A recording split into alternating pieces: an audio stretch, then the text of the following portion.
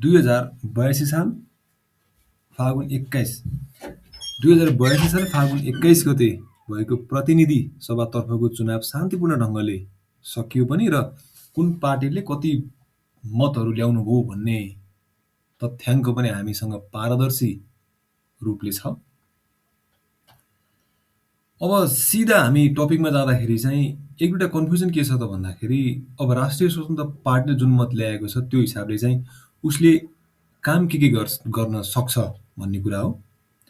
अब एकदमै प्राथमिकताको कुरा के हो त भन्दा उहाँहरूको घोषणा पत्रमा लेखे अनुसार संविधानका केही धाराहरू संशोधन गर्ने भन्ने कुराहरू छ।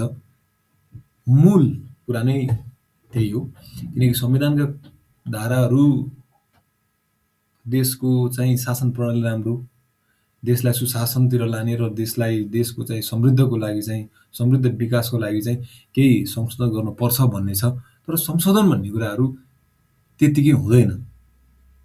यो चाहिँ एउटा चाहिँ यो डेमोक्रेसीको एउटा ब्युटिफुल पार्ट हो। यो चाहिँ यत्तिकै चाहिँ कसैले केही संशोधन गरिहाल्ने खारेज गरिहाल्ने भन्ने कुराहरू हुँदैन। तर पनि ठिकै छ। हामीलाई चाहिँ यहाँ कन्फ्युजन कता कता के देखियो त भन्दाखेरि कसरी चाहिँ अब यत्रो धेरै भोट आएको छ राष्ट्रिय स्वतन्त्र पार्टीको, उसले संशोधन गर्न सक्छ कि सक्दैन, संविधानलाई नै संशोधन गर्न सक्छ कि सक्दैन भन्ने कुराको चाहिँ एउटा यो मान्छेहरूमा चाहिँ कता कता कन्फ्युजन धेरै आइरहेको छ। अब गर्न सक्छ कि सक्दैन भन्ने कुरा चाहिँ यो डाटाले भन्ने हो। सिधै त्यसमा जाउँ हामी। राष्ट्रिय स्वतन्त्र पार्टीको तपाईँले हेर्नुहुन्छ भने प्रत्यक्षमा 125, समानुपातिकतर्फ 57 गरेर 182 छ। अब यहाँ के हुन्छ त भन्दाखेरि उनीहरूको काम मध्ये अर्थविधेयकका कुराहरू र सामान्य विधेयकहरूलाई पारित गर्ने कुराहरू भनेको यति यो 182 जुन मत छ यसले सजिलै पारित गर्न सक्छ। यसको फुल डिटेल तपाईले हेर्नुभयो भने यो डाटाले सक्छ। तर संविधान संशोधन गर्नको लागि चाहिँ उसले यो 182 यो डाटाले संविधानका कुराहरू संशोधन गर्न, त्यसलाई परिवर्तन गर्न, त्यसलाई खारेज गर्न सक्दैन। अथवा चाहिँ कुनै पनि कुराहरू यदि संवैधानिक छन् भने त्यसलाई चाहिँ यो डाटाले परिवर्तन गर्न सक्दैन। संवैधानिक निकायहरू आयोगहरू जति पनि हुन्छन् संविधान अन्तर्गत पर्ने, सजिलै उसलाई चाहिँ 182 डाटाले चेन्ज गर्न सक्दैन। त्यसका केही प्रक्रियाहरू छन् जुन चाहिँ जसमा फिट भएर र प्रोसेसलाई फलो गरेर चाहिँ संशोधन गर्न सकिन्छ। अब यहाँ मुख्य कुरा चाहिँ के रह्यो त भन्दाखेरि राष्ट्रिय स्वतन्त्र पार्टीले यो डाटाले जुन कुल मत 182 छ यो डाटाले संविधान संशोधन गर्न सक्दैन, ठिक छ। तर उसले गर्न सक्ने बाटो पनि छ, गर्न सक्ने अप्सनलका कुराहरू पनि छन्। हेर्नुस् है, अब यो बुझ्नुभन्दा पहिला चाहिँ हामीले के बुझ्नुपर्छ त भन्दाखेरि नेपालको फेडरल पार्लियामेन्ट संघीय संसदको बारेमा बुझ्नुपर्छ कस्तो छ। अब यो एकदम सिम्पल वेमा बुझ्दाखेरि चाहिँ के छ भन्दाखेरि 334 जनाको चाहिँ सदस्यता हुन्छ यसमा, यो संघीय संसदमा।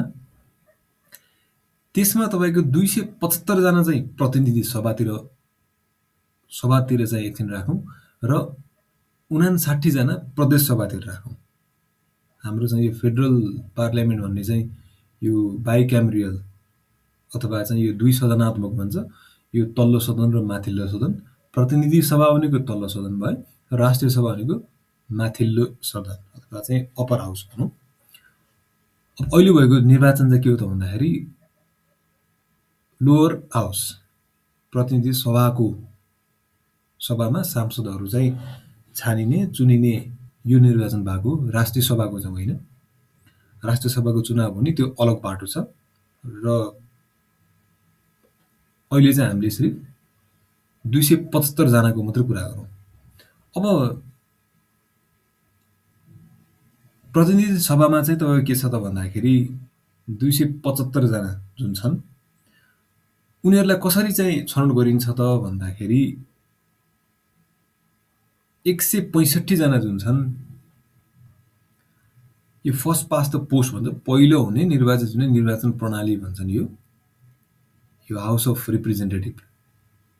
यो 165 जना त्यसरी चाहिँ जुन प्रत्यक्ष रूपमा चाहिँ 165 वटा निर्वाचन क्षेत्रमा जनताले हालेको भोट काउन्टिङको हिसाबमा चाहिँ जित्ने हार्ने भन्ने हुन्छ र बाँकी रहेको 110 जना चाहिँ समानुपातिक तर्फबाट आउँछन्, भनेको प्रोपोर्सनल सिस्टमबाट चाहिँ आउने हो। त्यो भनेको चाहिँ जनताले पार्टीको चिन्हमा भोट दिएको आधारमा र केही प्रावधान छ त्यसको, यो 3% चाहिँ थ्रेसोल्ड कोटाउनेहरूको मात्रै चाहिँ यो सांसदहरू समानुपातिकबाट चाहिँ चुनिने भन्ने त्यो नियम छुट्टै छ। अहिले के बुझौँ त भन्दाखेरि 165 जना चाहिँ प्रत्यक्ष रूपले आउँछन्, जुन हामीले भोट मान्छेले चाहिँ यो क्षेत्रबाट लड्यो, यो क्षेत्रबाट चाहिँ उम्मेदवारी चाहिँ दिएको छ भन्ने हिसाबले मान्छेलाई डिरेक्ट भएर आउँछन् र पार्टीको चिन्हमा भोट जुन हामीले हाल्छौँ त्यो नेपालभरिको सबै भोट काउन्ट हुन्छ कि एउटा पार्टीकोमा चाहिँ मान्छेले जनताले कति भोट हालेछन् भने त्यो हिसाबले चुनिने हो।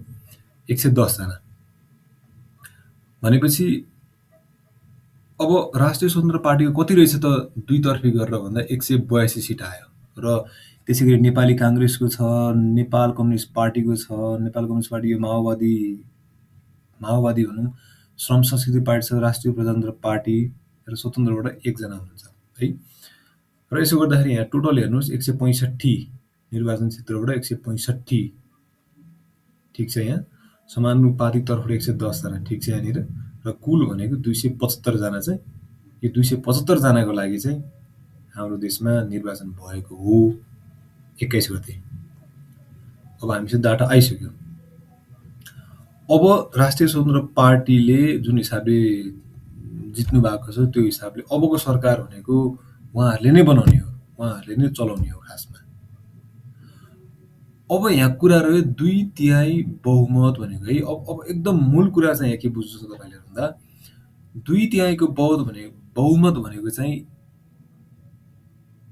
दुई किसिमको हुन्छ। एउटा भनेको चाहिँ तपाईँको यो जुन प्रतिनिधि सभाकै भित्र मात्रै पनि 2/3 को बहुमत हुनसक्छ। अर्को भनेको चाहिँ दुईटै सदनको कम्बाइन्ड जोडेर, जस्तो यो एउटा भनेको प्रतिनिधि सभा, अर्को भनेको राष्ट्रिय सभा, यी दुईटालाई नै कम्बाइन गरेर चाहिँ 2/3 को बहुमतको त्यो तथ्याङ्क डाटा निकाल्न मिल्छ। अब हेर्नु है,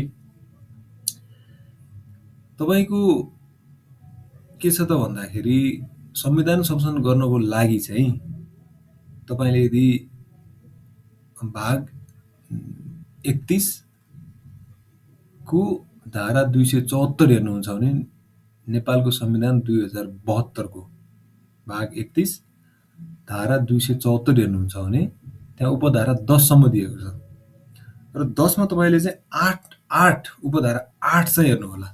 जस्तो त्यहाँ के छ त भन्दाखेरि संविधान संशोधनको लागि चाहिँ सङ्घीय संसदको 2/3 बहुमतले पारित गर्नुपर्छ भनेको छ कि। भनेको चाहिँ के भन्दाखेरि प्रतिनिधि सभामा 275 छन्, राष्ट्रिय सभामा चाहिँ 59 जना छन्, टोटल गर्नुहुन्छ भने 334 जना आउँछन्। अब संविधान जस्तो कुरालाई संशोधन गर्नको लागि चाहिँ कुन चाहिँ 2/3 को डाटा चाहियो त भन्दा यो 334 जुन छ यसको चाहिँ 2/3 बहुमत चाहियो कि। भनेको 2/3 को बहुमत भनेको चाहिँ 334 को 2/3 तपाईँले चाहिँ निकाल्नुहुन्छ भने 223 मत चाहिन्छ कि। हो, यो चाहिँ हो यो 2/3 को बहुमत, यो वाला 2/3 को बहुमतले चाहिँ तपाईँको संशोधन गर्न सकिन्छ उता। अब यहाँ हेर्नु है, त्यहाँ अर्को पनि के कुरा छ त भन्दाखेरि अब जरुरी छैन कि प्रतिनिधि सभा तर्फबाट र राष्ट्रिय सभा तर्फबाट कम्बाइन हुनै पर्छ यो बहुमत पुग्नको लागि, जरुरी छैन। तपाईँको चाहिँ प्रतिनिधि सभाबाट मात्रै पनि यो भ्यालु निकाल्न सक्यो भने भनेको चाहिँ प्रतिनिधि सभा जुन 275 छ, 275 मा चाहिँ 223 मतले कुनै केही कुरालाई पारित गरिन्छ भने त्यो पनि मान्य हुन्छ संविधान संशोधनको लागि। यो कुरा चाहिँ बुझ्नु पर्यो। यहाँ कन्फ्युजन भएकै कुरा यही हो। अब हेर्नु है, यहाँनिर बहुमत भनेको अहिले तपाईँले 275 हेर्नुहुन्छ भने बहुमतको लागि 138 सिट आइपुग्छ। बहुमत भनेको 138 सिट आएपछि पुग्छ है। बहुमत राष्ट्रिय स्वतन्त्र पार्टीको 182 भनेपछि बहुमत त मजाले पुगिहाल्यो। तर यसैमा पनि जस्तो 275 को चाहिँ तपाईँले 275 को पनि 2/3 निकाल्नु भयो भने चाहिँ 184 सिट पुग्छ के। भनेको यो 2 सिटले गर्दाखेरि उहाँहरूको 2/3 को बहुमत आएन। त्यसकारणले गर्दाखेरि यो प्रतिनिधि सभामा मात्रै 2/3 को बहुमत भनेको चाहिँ कति हुन्छ त भन्दाखेरि 275 को चाहिँ 2/3 गर्नुभयो भने 184 जस्तो आउँछ, 184 जस्तो आउँछ। भनेको एउटा भनेको चाहिँ 184 2/3 बहुमत भनेको चाहिँ प्रतिनिधि सभाबाटै मात्र पनि हुन्छ र त्यो बहुमतले त्यो 2/3 को मतले संविधान संशोधन गर्न सक्ने होइन। खासमा यहाँ कन्फ्युजन के भयो त भन्दाखेरि धेरै जसोलाई चाहिँ 184 सिट जस्तो मानौँ यो राष्ट्रिय प्रजातन्त्र पार्टीबाट चाहिँ अब मानिलिउँ, अब कतिपय सामाजिक सञ्जाल हामी देखेको पनि छौँ कि हाम्रो जुन माग छ, जुन प्रस्ताव छ कि यसो गर्ने यो कुरा चाहिँ स्वीकार्य हुन्छ भने हामी हाम्रो सांसदलाई लगेर चाहिँ राष्ट्रिय स्वतन्त्र पार्टीमा पुरै दिन्छौँ र 2/3 को सरकार बन्नको लागि सहयोग गर्छौँ भन्ने पनि कतै कतै सुन्नुभएको होला हैन। अब यसमा के छ भन्दाखेरि यो 275 को 2/3 भनेको लगभग 184 जस्तो सिट हुनुपर्छ।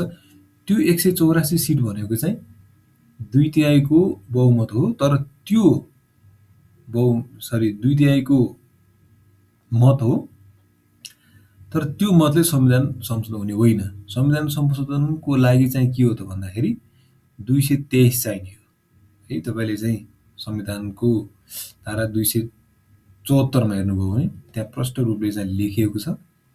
तपाईँले यो डाटालाई चाहिँ रेफरेन्स लिनु पर्यो। संविधान संशोधनको लागि यो डाटा चाहिन्छ। अब यो डाटा भने के रहेछ त, प्रतिनिधि सभाबाट मात्रै पनि आयो भने पनि ठिक, दुवै तर्फबाट राष्ट्रिय सभा र प्रतिनिधि सभाबाट आयो भने पनि ठिक, यो डाटा आउनु पर्यो। यतिले चाहिँ संविधान संशोधन गर्नको लागि जुन पेश गरिन्छ त्यसलाई पारित गर्न सक्छ उसले है। ल यसमा चाहिँ नझुक्किनु होला, हामी यसमा चाहिँ चुक्किनु भएन है। यो 275 को 2/3 भनेको त्यो अर्कै 2/3 हो र 275 र 59 को 2/3 भनेको त्यो अर्कै 2/3 हो। त्यसकारणले गर्दाखेरि अब यो दुई तरिकाको 2/3 को मत भन्ने कुरा बुझिहाल्यो नम्बर 1 मा। र नम्बर 2 मा अब के गरौँ त भन्दाखेरि अब उसले चाह्यो भने संविधान संशोधनको लागि मत सङ्कलन गर्न सक्छ कि सक्दैन भन्ने कुरा भनेको यो 223 जुन छ, यो मत जुन छ, यो उसले चाहिँ ल्याउन पहल गर्न सक्छ कि सक्दैन भन्ने कुरा हो। अब हेरौँ है, यो सम्भव छ तर एक पार्टी अर्कोसँग मिलेर मात्रै सम्भव छ। अब यसमा पनि कति पार्टीसँग मिल्दा सम्भव छ, कति पार्टीसँग मिल्दा सम्भव छैन त्यो हेरौँ है त। अब राष्ट्रिय स्वतन्त्र पार्टी भनेको उसको सदस्यहरू प्रतिनिधि सभा मात्रै छन्। अहिले राष्ट्रिय सभामा को छन् त, नेपाली काङ्ग्रेस छन्, नेपाल कम्युनिस्ट पार्टी छ, नेपाल कम्युनिस्ट पार्टी UML छ, जनता समाजवादी पार्टी, लोकतान्त्रिक समाजवादी पार्टी, राष्ट्रिय जनमोर्चा, यो छन्। अब यो डाटा भनेको यहाँ डेट हेर्नु होला, यो थोरै चेन्ज पनि हुनसक्छ तर खासै फरक त पर्दैन। अब यसमा हेर्नुहुन्छ भने नेपाली काङ्ग्रेसको 24 जना, नेपाली कम्युनिस्ट पार्टीको 17 जना, 10, 2, 1 यसरी छ हो। अब तपाईँले यहाँ जोड्नुभयो राष्ट्रिय स्वतन्त्र पार्टी, मानव एकछिन नेपाली काङ्ग्रेसलाई एकछिन नलिउँ, नेपाली काङ्ग्रेस बाहेक अरू जुन थ्रेसोल्ड कटाएर माथि आएका चाहिँ पार्टी छन् उनीहरूलाई हेरौँ। जस्तो राष्ट्रिय स्वतन्त्र पार्टी नेपाल कम्युनिस्ट पार्टीसँग मिल्यो भने कति मत पुग्छ हेरौँ है त। राष्ट्रिय स्वतन्त्र पार्टीको 182 छ, ठिक छ। र नेपाल कम्युनिस्ट पार्टी एमालेको 25 छ, ठिक छ। अब यो दुईटा तपाईँले जोड्नुभयो भने 182 र 25 जोड्नुभयो भने कति हुन्छ त भन्दाखेरि यो 107 भयो। र राष्ट्रिय सभाबाट चाहिँ नेपाली 10 जोड्नुभयो भने भनेको यो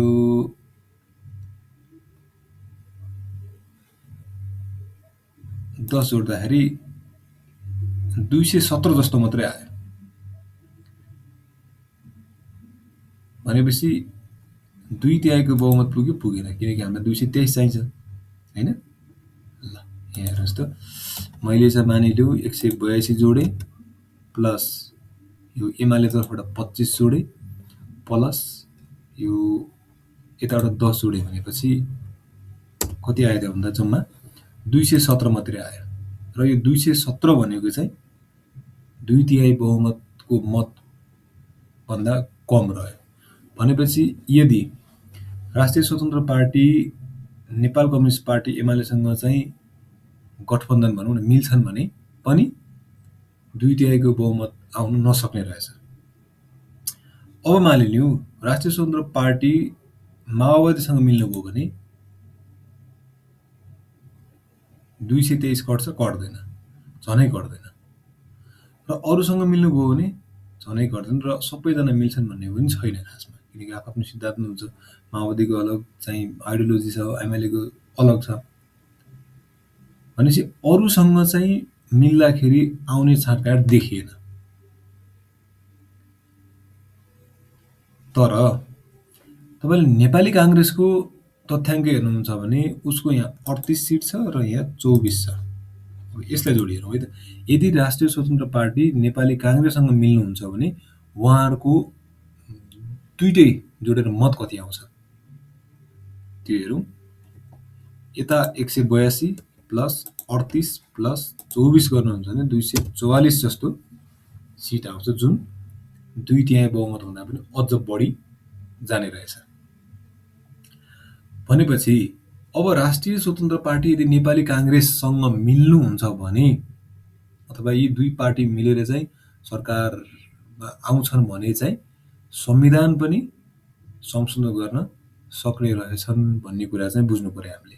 यही तथ्याङ्क हुन्छ, यसरी बुझ्नु पर्यो। पार्टीले जित्यो भन्दैमा उसले सबै कुरा गर्न सक्दैन खासमा है। यो चाहिँ हामीले प्रष्ट भएर चाहिँ बुझ्नुपर्छ। फेरि चाहिँ अब भनौँ न यी कुराहरू बुझिएन भने चाहिँ हामीले अबुझ रूपमा पार्टीलाई चाहिँ अनावश्यक कुरा भन्ने मात्रै हो।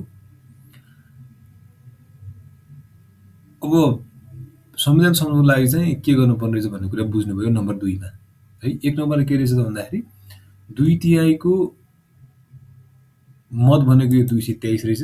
2 नम्बरमा चाहिँ अब उसले संशोधन गर्ने पावरसम्म जाने हो भने चाहिँ बेस्ट अप्सन भनेको नेपाली काङ्ग्रेससित चाहिँ मिलेर सरकार अगाडि बढाउने पहलमा जानुभयो भने 2/3 बहुमत पुग्ने पनि रहेछ। र उहाँहरूको घोषणापत्रमा जे जसो लेखिया छ त्यो कुराहरू धेरै नै सायद पुरा पनि हुन्छ होला। ल अहिलेलाई चाहिँ यो सर्ट भिडियो मात्रै है यो, किनकि धेरै जसो साथीभाइहरूले चाहिँ मलाई के भन्नुभयो भन्दा जित्यो त अब गर्न सकिहाल्छ, 2/3 बहुमत आउनु जम्मा चाहिँ 2 सिट नपुगेर छ, अर्को पार्टीले हालिदिन्छु भनेको छ, भइहाल्यो नि, संविधान सब संशोधन हुन्छ भन्नुभएको थियो। तर त्यसो होइन, 2/3 यहाँ आएर भएन, यहाँ 184 सिट आएर भएन। 2/3 लागि तपाईँले चाहिँ संविधानमा के प्रावधान छ त्यो हेर्नु पर्यो है। तपाईँले मैले अघि पनि भने भाग 31 को धारा 274 हेर्नुहुन्छ भने त्यहाँ 10 वटा उपधारा छन्। त्यसको 8औं नम्बरको चाहिँ तपाईँले उपधारा हेर्नुभयो भने तपाईँले के भनेको छ त भन्दाखेरि संघीय संसदको 2/3 बहुमतले पारित गर्न सक्ने छ भनेर लेखिएको छ कि। अब संघीय संसद भनेको कस्तो छ त हाम्रो भन्दा 2 सदनात्मक छ। त्यसकारणले दुईटै सदनको चाहिँ हामीले डाटा जोड्छौँ र टोटल निकाल्छौँ। यसको चाहिँ 2/3 भनेको 223 हो। यो भोट चाहिँ चाहियो। अब यो भोट भनेको मानौँ राष्ट्रिय सभातिरबाट 0 र प्रतिनिधि सभाबाट चाहिँ मात्रै पनि 223 भोट पुग्छ भने पनि यो पनि मान्यता हुन्छ फेरि यो पनि मान्य हुन्छ भनेर चाहिँ प्रावधान छ। ल अहिलेलाई यति नै। थोरै थोरै केही कुराहरू सायद बुझ्नुभयो होला।